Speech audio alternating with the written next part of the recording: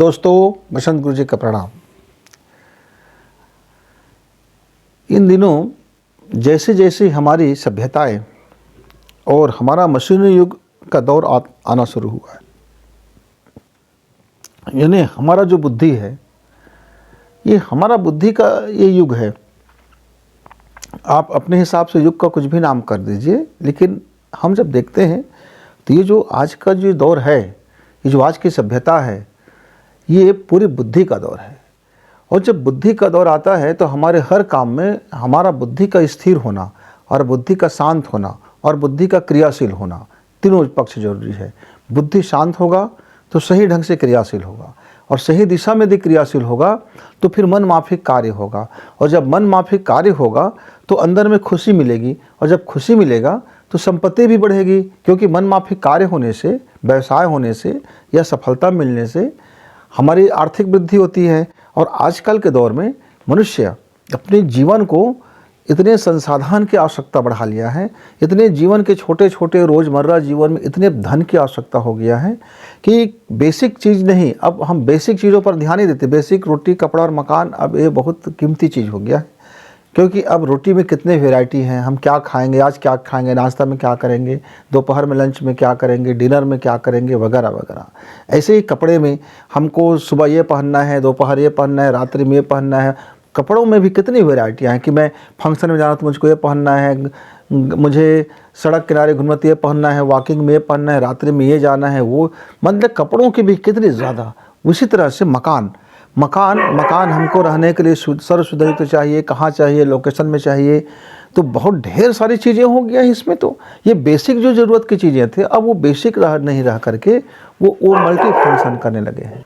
और जब हमारा जो लाइफ स्टाइल है, जब इस तरह से एक मल्टी फंक्शन लाइफ स्टाइल हो गया है कि घर में अपने को रहना है, मेहमान के लिए क्या व्यवस्था होनी चाहिए, कैसे कुर्सी होनी चाहिए, कैसे कुशन होनी चाहिए, कैसे पर्दा होनी चाहिए, कैसे वॉलपेपर होनी चाहिए, घर का कलर कौन सा होनी चाहिए, दिशा कौन सी होनी चाहिए, वगैरह वगैरह। तो ये छोटे छोटे घटक मिलकर के हम इतने अपने दैनिक जीवन में दिमागी संघर्ष को बढ़ा ले मित्र, कि छोटे छोटे खंडों में हम अपने आप को बांट चुके हैं। इससे होता क्या है कि दिमाग का संघर्ष बहुत तेज हो जाता है। मित्रों, जीवन में जो हमारा दिमागी संघर्ष है, मेरे शरीर के लिए भी ये बहुत नुकसानदायक है, मेरे कारोबार के लिए भी, मेरी प्रतियोगी परीक्षाओं के लिए, और मेरी सोच विचार के लिए भी, और मेरे जीवन के उत्थान के लिए भी। क्योंकि ये जब हम दिमागी संघर्ष में होते हैं तो सफलता और असफलता के बीच में नकारात्मक प्रभाव ज़्यादा बढ़ जाता है। मसलन मैं एक एग्जाम्पल बताता हूँ। मेरे एक दूर के रिश्तेदार है, पर वो रिश्तेदार मानते हैं और हम लोगों का बात जब भी होता है तो बहुत आत्मीयता से होते हैं। मैंने उनसे पूछा कि आपका व्यापार पिछले 10 साल से वही है, आप बहुत परेशान रहते हैं, रात दिन एक करते रहते हैं, हमेशा कुछ न कुछ सोचते रहते हैं।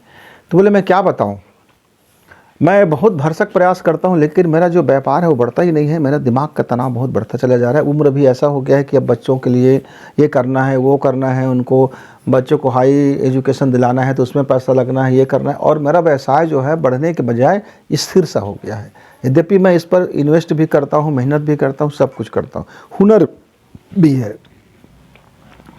कई बार मैं ज्योतिषियों को भी दिखाया और बैगा भूमिया को भी दिखाया, मकान को भी बंधवाया, और वो ताबीज़ वाबीज़ सब लिया, वगैरह वगैरह। अच्छा, तो बातों में मैंने उनसे पूछा कि जब आप सुबह सुबह अपना व्यापार में जाते हैं तो आप किस मानसिकता से जाते हैं? तो उन्होंने कहा कि भाई हम जाते हैं, दुकान में खोलते हैं, उसके बाद अगरबत्ती जाते हैं, भगवान से आशीर्वाद लेते हैं, कहते हैं हे भगवान आज मेरी विनती सुन लेना, मुझे ग्राहकी देना, ग्राहक आए, और वगैरह वगैरह। और लेकिन मन में अंदर में कहीं एक ऐसा भाव उठ जाता है कि पता नहीं आएंगे कि नहीं आएंगे, इतना होगा कि नहीं होगा, ऐसा करेंगे कि नहीं करेंगे, आज इतना व्यापार होगा कि नहीं होगा। आदमी ऐसे ऐसे होते हैं, आदमी वो मेरा पड़ोसी हो बहका लेता है, वो आदमी मेरे ग्राहक को ले लेता है। यानी बहुत सारी बातें कुर्सी में बैठने के बाद उसके मन मस्तिष्क में आते रहते हैं। और ग्राहक भी आता है तो कई बार ग्राहकों से भी बकझक हो जाता है, कई बार शांतिपूर्वक निपटते हैं, ग्राहक ही होता है, सब है। लेकिन जो मन पसंद जो चाहिए, जितना मुझे धन चाहिए, जितना मेरे बिक्री चाहिए, जितना कर्मचारी के लिए मैं करता हूँ, टिकता नहीं है, कर्मचारी कुछ देर रुकता है लेकिन वो फिर वही तमाम बातें उन्होंने बताया। तो मैंने अपने उस दूर के रिश्तेदार से एक ही चीज़ बोला, आप गल्ला में सुबह सुबह मत आइए। आप गल्ला में सुबह सुबह आप ऐसे घर के व्यक्ति को भेज दीजिए जिसकी भावना में संघर्ष ना हो, जिसका दिमाग में संघर्ष ना हो, जिसके मन में नकारात्मक बातें ना आता हो।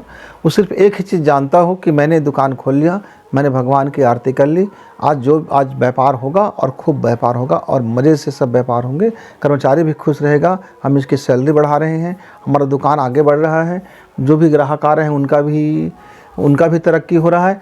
ऐसा मन में भाव करने वाला घर में आपका कोई व्यक्ति होगा तो उनको आप दुकान खोलने के लिए बोलिए। तो बोले ऐसा तो कोई नहीं है, हमारे घर में तो हर कोई ऐसे ही सोचते हैं, हर कोई घर में जाते हैं तो बोलते हैं कि वो आदमी अच्छा नहीं है, उसने हमारा व्यापार को नज़र लगा दिया है, वहाँ से उसके कारण घाटा होता है, उस आदमी बंदे ने ऐसा कर दिया, उसने बेईमानी कर दिया, ये नौकर चोरी कर लेता है, ये नौकर झूठ बोलने के आदी है, ये नौकर बहुत आलसी है, ये उतना काम नहीं करता। पूरे घर के सारे लोग मुझको यही बातें तो समझाते रहते हैं और मैं उसी को आकर के शंकास्पद होकर के मैं दुकान खोल देता हूँ, व्यवसाय शुरू करता हूँ।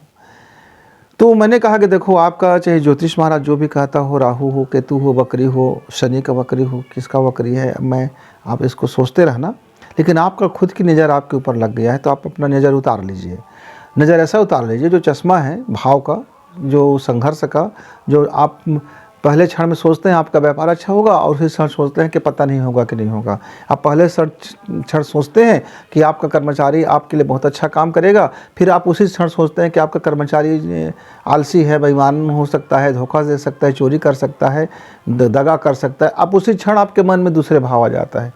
तो ये जो संघर्ष है, आपके भावों का संघर्ष है, ये आपके दिमागी संघर्ष को उत्पन्न कर रहा है और आपका जो वाइब्रेशन है इस माहौल को ख़राब कर रहा है। इसीलिए आता है ग्राहक, आने के बाद भी चला जाता है, या ग्राहकी होता है उतनी मात्रा में नहीं हो पाता है। आपके घर में भी तरक्की नहीं हो रहा है, आपके बाल बच्चे भी का जो स्वभाव है वो बहुत ज़्यादा नकारात्मक हो गया है और उनका जो आप चाहते थे उनका उतना वृद्धि नहीं हो रहा है।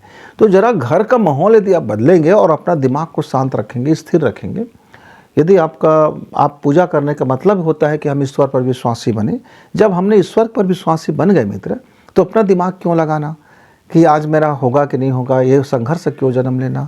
बस इतना ही तो करना है आपको कि जिस श्रद्धा से आप दुकान या व्यवसाय या जो भी आप काम करते हैं उसमें अपनी विश्वास को कायम रखना और अपनी सकारात्मक सोच को बनाए रखना।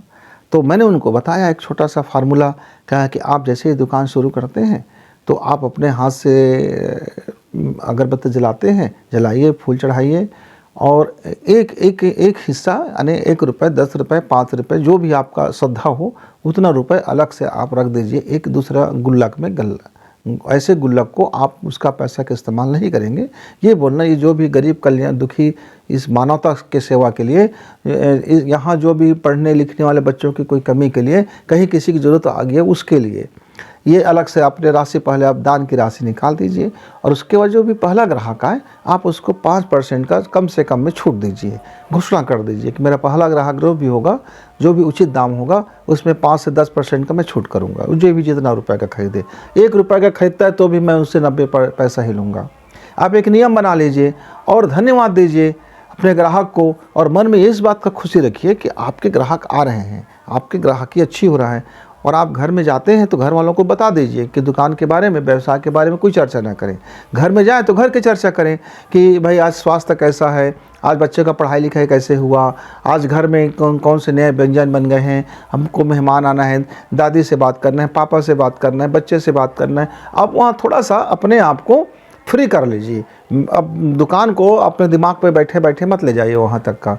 घर में जब दुकान में आते हैं तो घर का बोझ मत रखिए कि मम्मी के घुटने में दर्द है, कि बीबी के हार्ट में प्रॉब्लम आ गया है, कि बच्चे स्कूल गए हैं तो मटरगश्ती तो नहीं कर रहे हैं, कि बच्चे गए हैं तो कहीं ऐसा तो नहीं हो रहा है, कहीं वो बिगड़ तो नहीं रहे हैं। ऐसा जो आप दुनिया भर के सोचते रहते हैं ना, इसको आप ब्रेक लगा दीजिए। ये जो थिंकिंग है, जो विचारों का जो अति विचार जो आते रहते हैं, बेसिर पैर के आते रहते हैं, ये आपकी ऊर्जा को, आपके जीवन को ख़राब कर रहा है।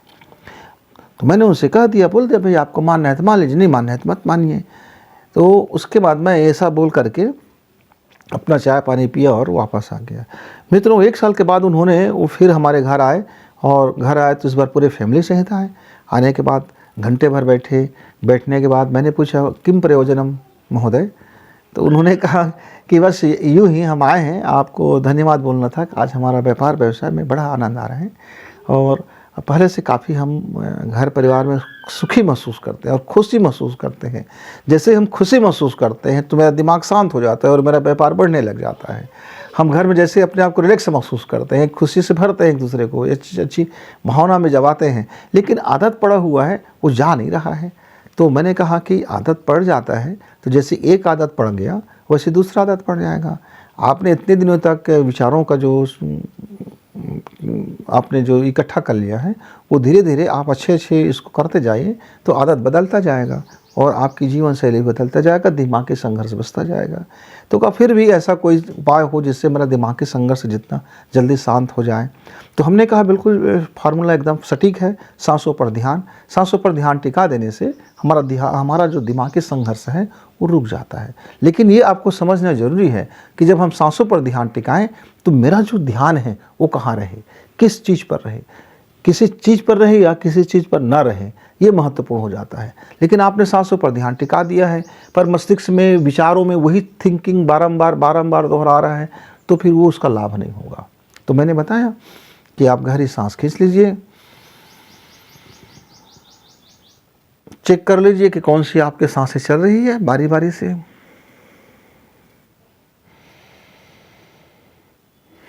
यदि दोनों नाकें चल रही हैं तो सबसे उत्तम। दोनों नाकें चल रहा हो तो आप सांस भरिए,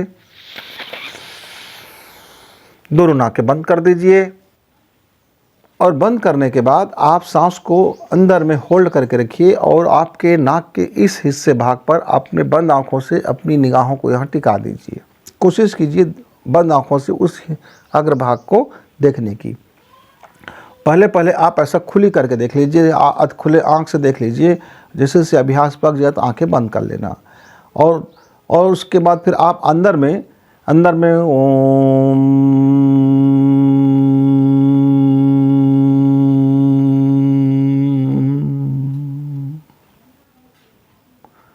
धीरे धीरे सांस से बाहर छोड़िए, पेट को पूरी खाली कर दीजिए और फिर से चुप रहिए और उसी तरह से ध्यान नथुने पर टिका दीजिए और फिर एक ओम का नाद करते हुए सांसें भरिए।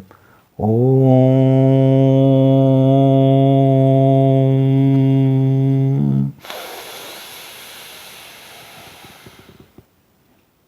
गहरी सांस को होल्ड कर दीजिए और ध्यान नाक के अग्रभाग पर टिका दीजिए।